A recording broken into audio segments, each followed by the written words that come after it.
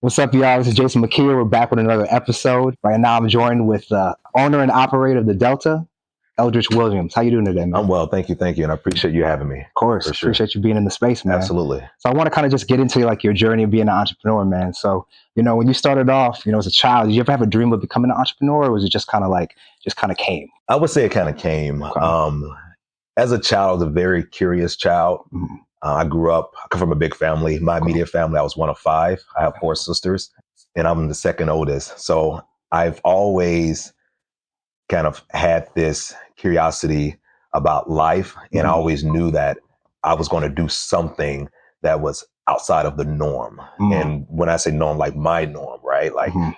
come from a middle class family from Memphis, Tennessee, Okay. grew up very Christian conservative, Okay. and everything was about family, but Mhm. I knew that there was something more out there. Mhm. I didn't know what that was going to be, Mhm. but I knew it was going to be something, Right. for sure. Mhm. That's dope. So would you say that like your family is a huge inspiration when it comes to like your grind and what you do? Were they supportive or? Absolutely. Okay. They are, I work in hospitality, Hmm. and, my family is definitely a hospitable family, Hmm. very loving family. Hmm.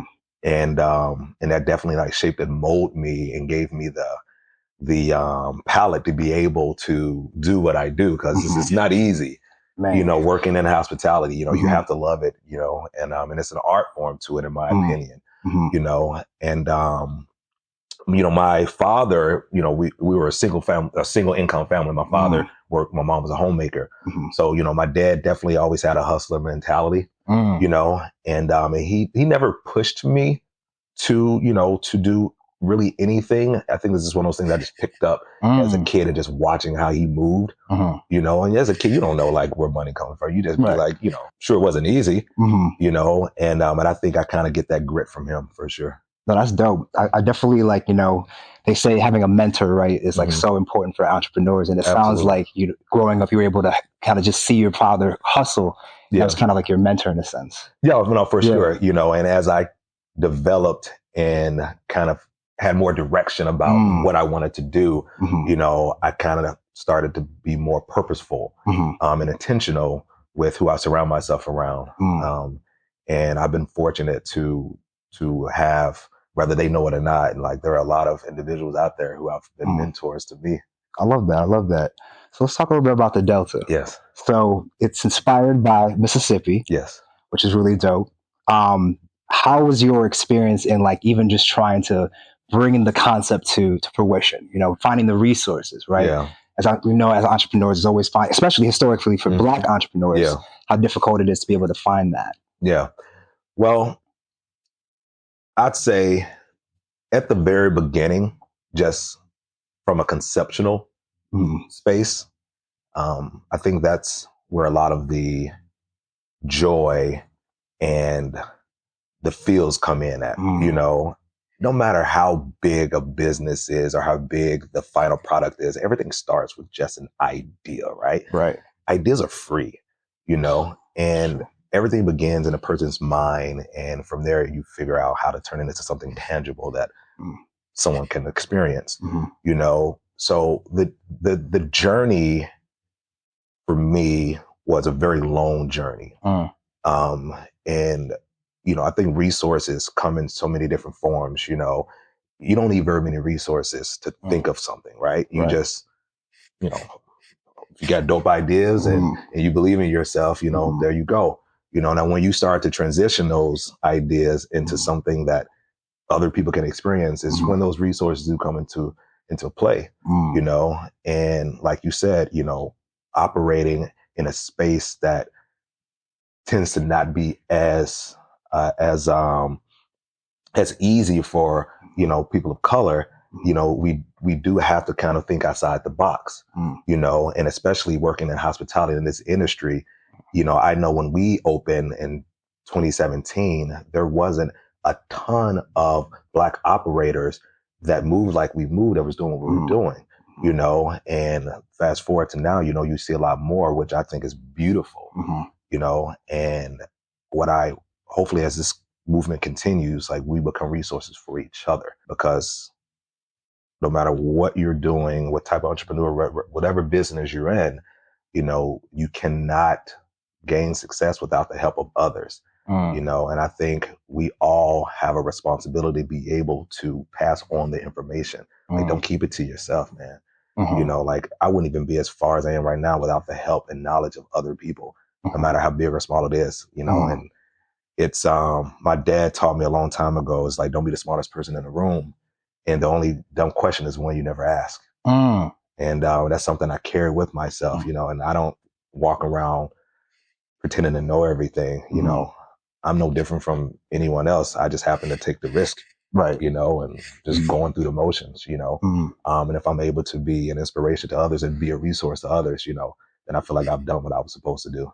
No, that's dope. I mean, there's a lot of gatekeepers out here, man. Yeah. You know what I'm saying? And for you to be able to see that there's more value in being able to come together as a community, as opposed to like gatekeeping, resources and whatnot. Yeah. One thing that stuck out to me is that risk, right? Through the process of entrepreneurship, you're taking a lot of risks, and you might not have the resources, or again, for us, people of color, we could fall in and take that L, and it could be done, right?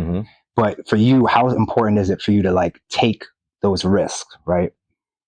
It's very important. Optimism is something I hold near and dear. Okay. And you have to be hella optimistic. Yeah. To venture off into entrepreneurship. And I asked myself one question, and I said, do I ever want to grow old and wonder what if? I think having that feeling would be far more detrimental to my mental space than to not have that what if and just take the gamble and go with the risk. Right. I'm okay with that. I think success comes from when you fail. Yeah. People that win all the time, I don't trust them. Yeah, that's right. Like, show me somebody that fucked up and figured it out from there. Right. Because this shit ain't easy, man. And I'm okay with that. And trust me, it sucks going through it. Like, that shit sting. Right.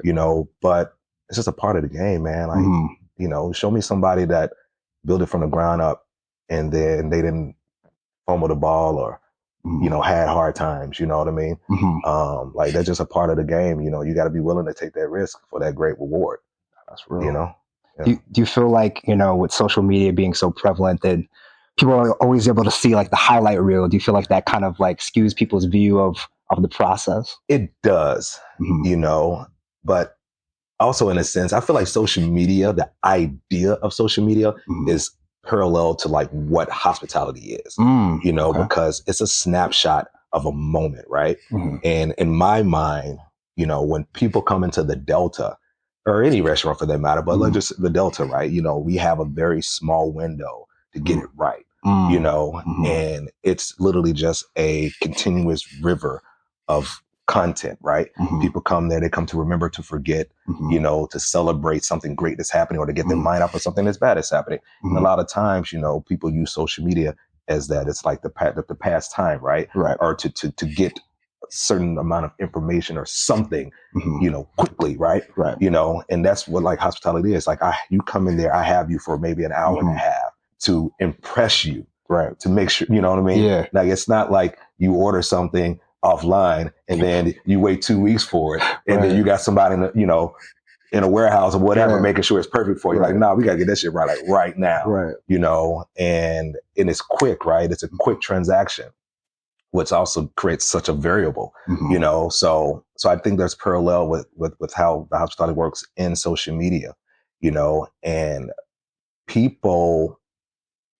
I tell people all the time, me going through having issues and having problems as an entrepreneur is not what sells, right? I understand that. Right. People coming to the Delta, if I'm there, we encounter, like, I'm not telling you like about our P&Ls, through calls or whatever the case. Like, no, like, let's have a good time. Right. You know, that's why you're here. You know what I'm saying? You're here to have a good time, you know, and that's like how social media is, you know, people, you know, when you post about your businesses, you post, you want to entice people, you know, to come in, you know, and I've been in hospitality for a long time. I remember when there wasn't social media, you know, where hell, you had to go get a paper to know what was happening, you know, or actually call somebody, you know, and I think now it's the information is so accessible, which is good, but, you know, you have to know exactly what you're doing with social media, and you know, if not, you're just you're just a small pebble in a whole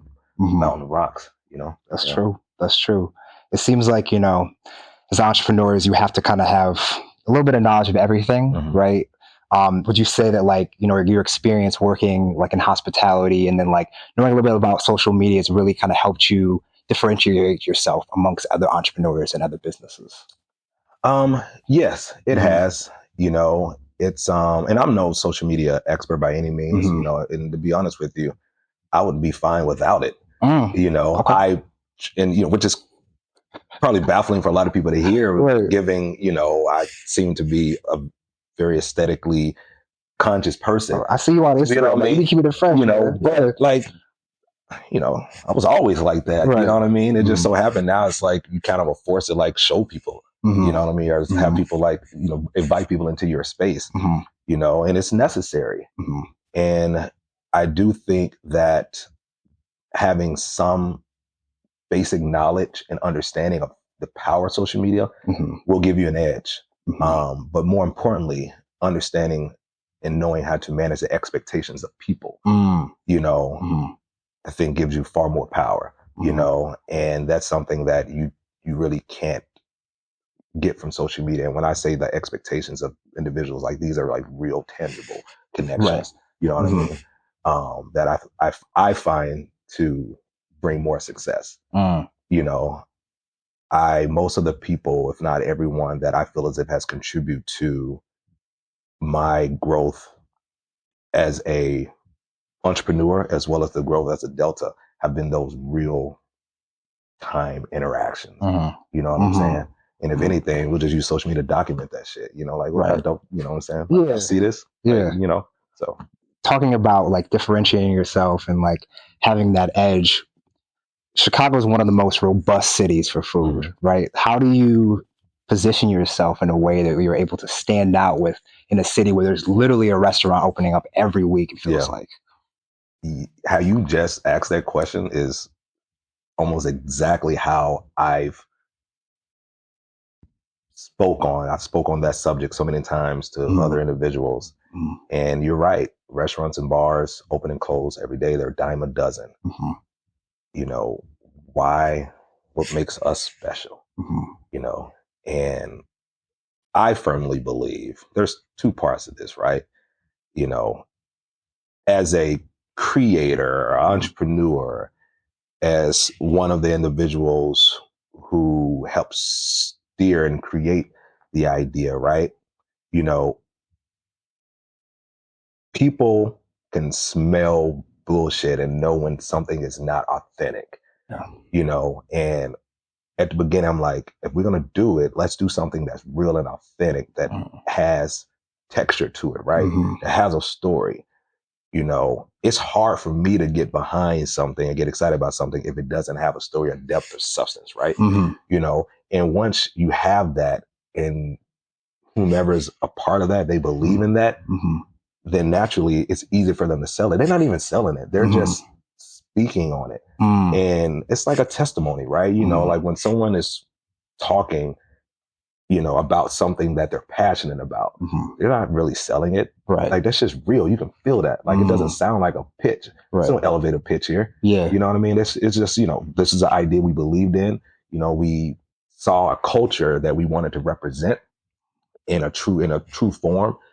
And we stay committed to it, and we believed in what we were doing. And it, you know, I feel like that's what separates us, or what can separate you, just having that. Because once you take the food and beverage away, like, what else is still there? You know, and for the Delta, you know, it's the stories. You know, as random as it may seem, with all the decor and everything in there, like, there's history and stories and all of that, Mm-hmm. you know, and I think that's what makes the difference.